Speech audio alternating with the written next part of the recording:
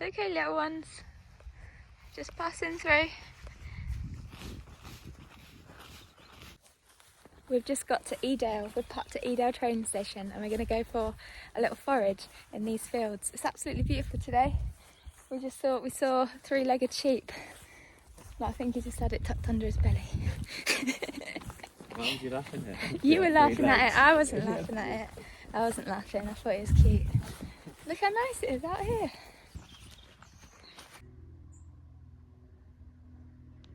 Look at these plump old hawthorn berries. These are ripe and ready to pick now. I need to actually harvest some of these because I need to finish off my hawthorn syrup that I'm making. All the nettle seeds are proper ripe now. Look at these.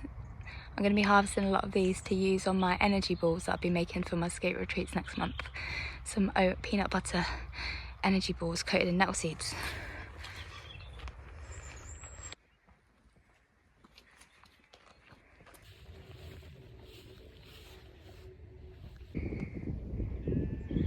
Hello, you're beautiful.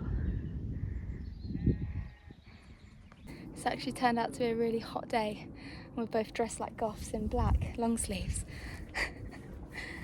But I think we're a bit too early for this field because we came here, it was last October, just a few days after I got back from my retreats, and the place was absolutely full of wax caps.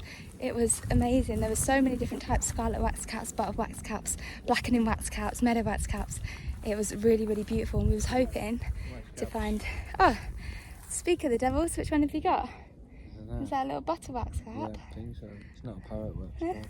Oh yeah, that was the best thing. Last year we found so many amazing parrot wax caps and they were prime as well. So we were hoping to maybe find some because it's been a little bit wet recently, but I think we're still a little bit early. It's a lovely rowan tree there though. All the berries are proper ripe now. And rowan makes a really nice kind of like bitter jelly that's a good accompaniment with meats and roast dinner, kind of a bit like a cranberry sauce type thing. But it's quite nice. So rowan berries have got these star-shaped bottoms to them. They look like mini apples. The leaves, they're quite serrated, quite fern-like. But yeah, these are the rowan berries. All the elderberries are just starting to ripen out here in the hedgerows. In my allotment, they've actually already ripened and starting to dry out on the trees already. The ones that the pigeons haven't eaten already. But these ones here, they're a bit more shaded and they're just starting to ripen. So there's still plenty of time to go and pick your elderberries to make your syrup because they are absolutely full of antioxidants. Really, really good for you, and they make an amazing immune boosting syrup. And you can just use that as like a tincture or a sweet syrup and use that throughout the year to help ward off any colds. It's amazing, amazing berry. So the leaves. I've just found a hogweed plant here that's really great to show you all of the different stages. So this is the flower, and then the flowers kind of fall off and it creates these little green seed heads. Then as these dry, these seeds turn brown and crispy, and this is when you harvest them. And yeah, they have got a really lovely sort of cardamom, sort of allspice flavour. You can use it sort of like an allspice substitute in your baking and in your cooking. There's a big one there. Great time to go collect your hogweed seeds. This here is the seed of the dock plant, and dock seed makes a pretty good little sort of flower substitute. You can just separate the seed from all of this chaff here.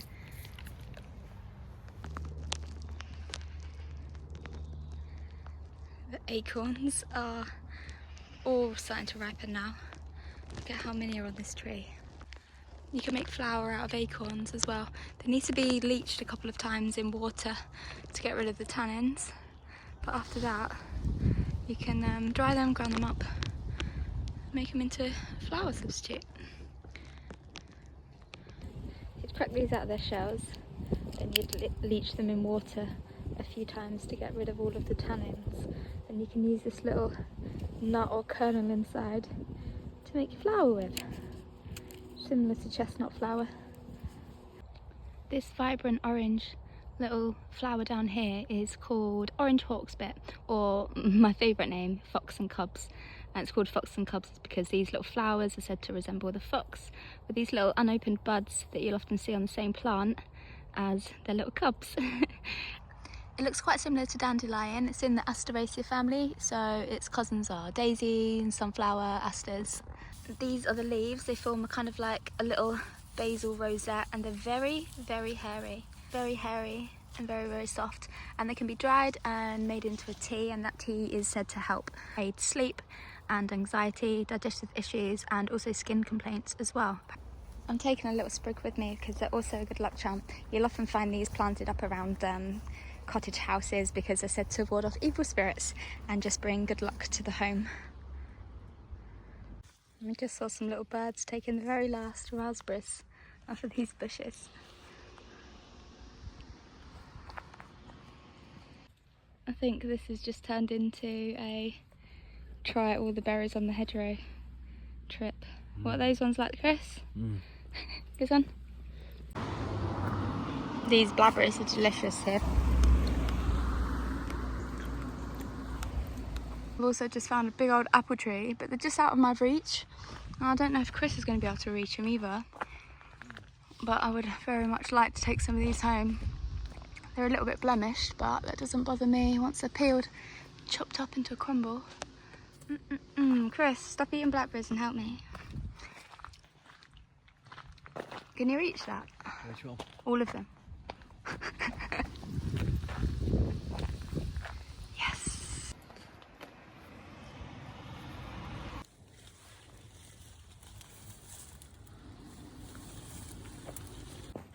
So this is looking like a little bit of a failed mushroom hunt.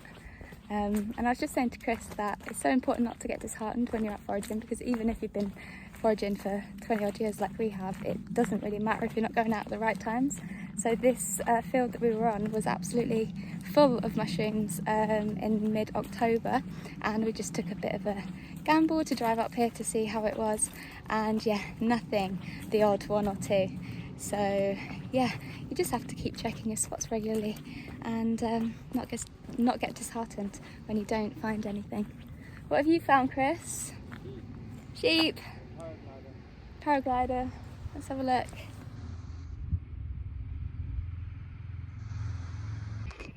Can you see that paraglider up there? I've always wanted to do that. Chris is scared of heights though, so I don't think he'll be coming with me anytime soon. But look at that, just soaring over the fucking moors. I bet it's so sick.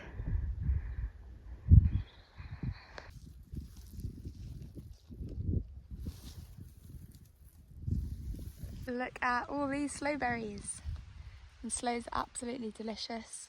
Well, they're quite astringent, but when you add them to like a gin or a liqueur, they're really, really good. They do make a really lovely sloe gin. You can also use these to add to your ferments and stuff as well. Look, a little bit like plums. They've got big deadly spikes on the branches. I finally found what I came out looking for, some more hazelnuts, and these ones are massive. Look at the size of these nuts. They are huge. Oh, collect him in a sec.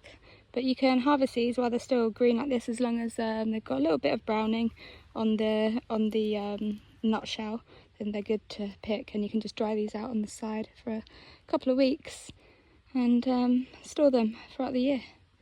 Amazing. I've still got some from last year, but I'm pretty stoked to be harvesting a lot more for my retreats next month as well. I'm going to be making some nut butter, I think. And finally, just before we head back to the car park, there's a little crab apple tree, and it's got loads and loads of apples on.